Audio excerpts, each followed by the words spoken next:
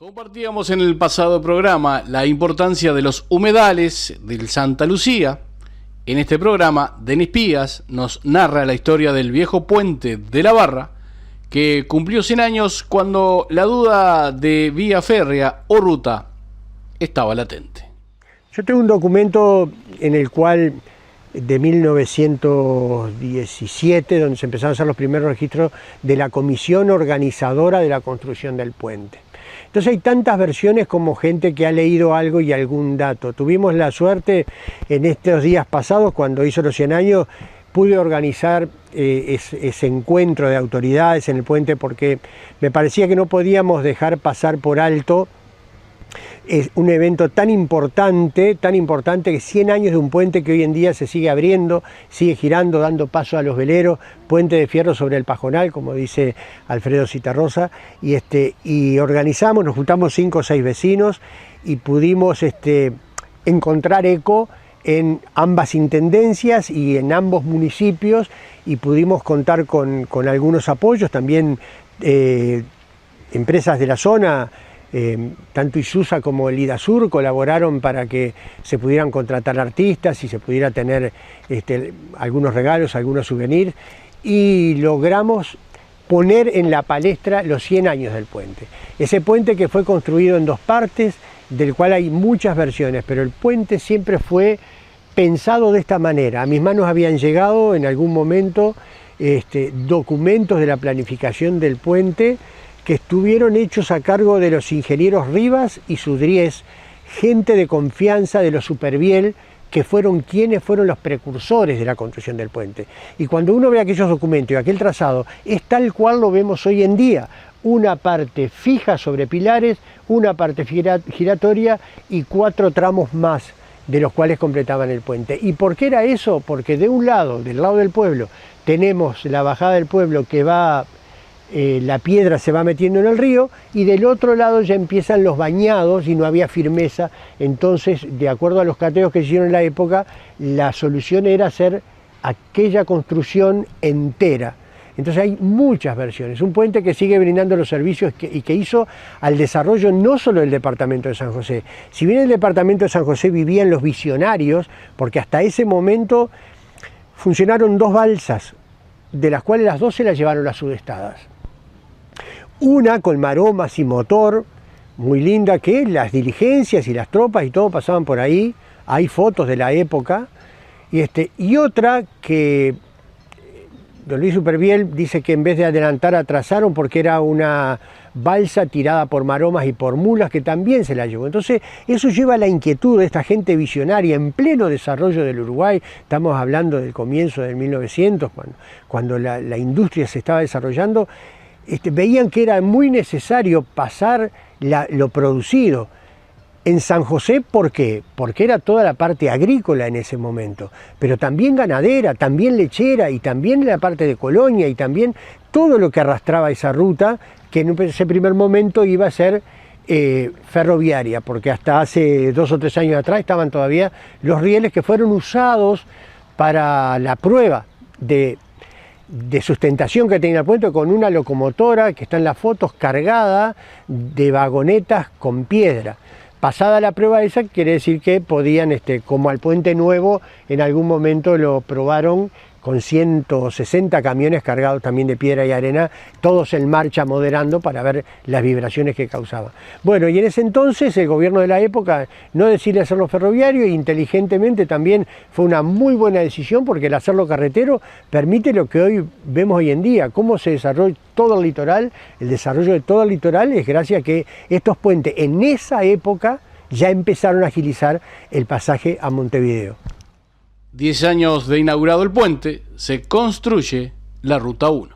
Porque de todas maneras, se seguía con los caminos, aconsejados los caminos, en la planificación de la ruta. Hay que ver que la Ruta 1 viene después de la Ruta 3.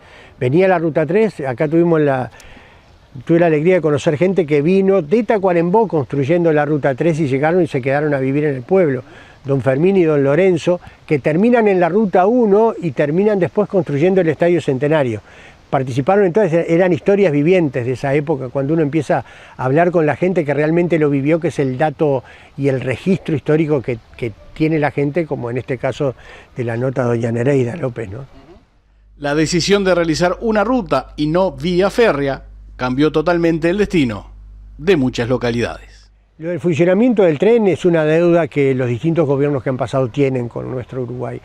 Vemos, si ponemos los ojos en Estados Unidos o en Europa, no hay lugares que el tren no esté funcionando y que se modernice continuamente. Miramos para China, para Japón, miramos para Francia, están los tren bala, están todos funcionando en base a trenes. Tal vez la excusa sea que nuestro país es muy chiquito. No, hay países más chicos que el Uruguay que tienen tren, y el tren es un transporte más económico, y hoy en día sería capaz que mucho más. Por algo las papeleras apostaron al tren y no a los camiones. La muestra está ahí. Yo tengo la esperanza que en algún momento el tren se vuelva a reconstituir, porque los que vivimos en el tiempo de viajar en tren era toda una odisea. Nos tocaba viajar de Montevideo a Paysandú y echaba 12 horas por lo menos, y era tan lindo escuchar la voz del guarda, boletos, pases y abonos, ¿tá? Y estación Sudriés, y estación y Manga, Piñera. Entonces cuando el tren funcionaba, no solo tenía aquello que impulsaba el progreso, porque había que ver los trenes con los vagones tanqueros, con los aviones de ganado, con los vagones de carga, y siempre fue muy ágil y más barato. Vaya a saber qué cosas del destino llevaron a que Uruguay no tenga trenes hoy en día con regularidad, ¿no? Si bien funcionan de distintas formas, con 3 años de diferencia, el puente de Carmelo y el de la Barra son los únicos en Uruguay giratorios. Sí, este puente fue el más largo de Sudamérica en su momento, y no fue el primero giratorio, porque estaba el de Carmelo, que hoy en día vemos a 2 operarios cuando tiene que pasar algún velero, poniendo la palanca en el medio y girándolo. Este tiene un motor hecho en la máquina que lo mueve, hecha en Minnesota, y un amigo de acá, Julio Ferme, que el otro día nos prestara el barco para que las autoridades pasearan, el barco El Tifón, era el que le hacía el mantenimiento a la maquinaria, y es fabuloso subir a la cabina y ver que ese motor todavía funcione con la agilidad que lo hace. Se le daba media vuelta al volante y el motor quedaba andando, con unas bujías que tenían más de medio metro de alto. Entonces fue el primero y más largo de Sudamérica con estas características, ¿no? Hoy en día vemos las películas y decimos, mira, igual al de la Barra, igual al puente de la Barra, porque con muchos dicen que alemán, que inglés, que no. Digo, fíjense en los puentes de las películas americanas y van a ver, porque hay vigas que están selladas con la compañía americana que hizo el suministro del hierro para la construcción del puente. O sea que está claro el origen de... Sí, sí. La Steel Company Corporation fue la empresa que tuvo a cargo la construcción. ¿Que pueden haber habido 2 etapas? Sí, pueden haber 2 etapas, porque estas cosas siempre traen discusión.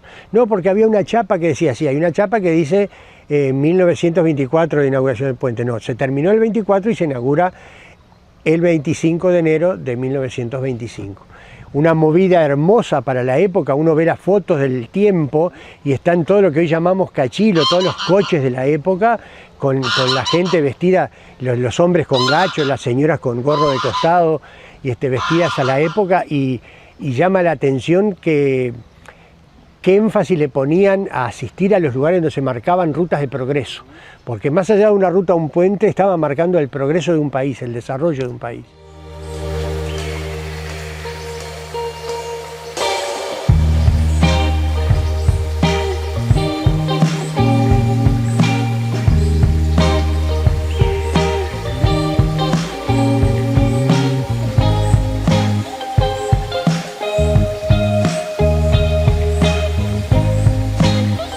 Hasta ese momento solo en balsa y embarcaciones chicas. Las balsas hay fotos que se las voy a hacer llegar, que hay una una de las balsas con una carreta, con bueyes y con gauchos a caballo cruzando. Y justamente cruzaban de lo que hoy en día es la Marina Santa Lucía, y enfrente, chanfleado, y llegaban, que los basamentos donde llegaban las balsas, en una bajante grande los descubrí, tengo fotografía de los basamentos donde atracaba la balsa, porque un río nunca se cruza recto a lo ancho, sino que se cruzaba en chanfle.